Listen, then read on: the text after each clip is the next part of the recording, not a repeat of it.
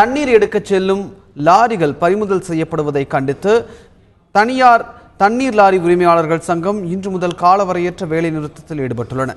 இதுகுறித்து தென் சென்னை தனியார் தண்ணீர் லாரி உரிமையாளர்கள் சங்க தலைவர் நிஜலிங்கத்துடன் நமது செய்தியாளர் பிரசன்னா நடத்திய நேர்காணலை தற்போது பார்க்கலாம். தனியார் தண்ணீர் லாரி உரிமையாளர் சங்கத்தினர் இன்று முதல் காலவரையற்ற ஒரு வேலைநிறுத்தத்தை அறிவித்துள்ளனர். குறிப்பாக காஞ்சிபுரம் மாவட்டத்தில் உள்ள செங்கல்பட்டு, திருப்போரூர் ஆகிய பகுதிகளிலே அதிகாரிகள் அவர்களை தண்ணீர் எடுக்க அனுமதிப்பதில்லை என்பது போன்ற ஒரு காரணத்தை அவர்கள் முன்வைத்து இந்த வேலைநிறுத்தத்தை தற்பொழுது அவர்கள் செய்து வருகின்றனர். இது குறித்து அந்த சங்கத்தினுடைய தலைவர் நிஜலிங்கம் அவர்களிடத்தை நாம் கேட்போம்.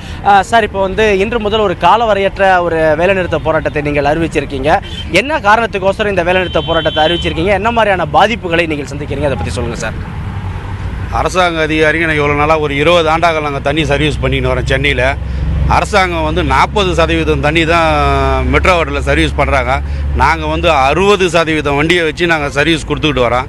எங்களை ஒரு திருட மாதிரி பார்க்குறாங்க. அரசு அதிகாரிங்க எல்லாருமே எங்களை திருட மாதிரி பார்க்குறாங்க. நாங்கள் திருடலை, அரசாங்கம் செய்யக்கூடிய வேலையை தான் நாங்கள் எடுக்கிறோம்.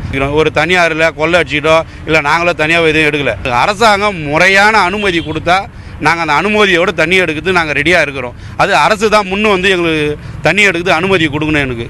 எங்களுடைய கோரிக்கை இது. 1200 லாரிகள் இருக்குது. அந்த 1200 லாரிகளும் இன்றைக்கி வேலை நேரத்தில் பங்கு பெறுது.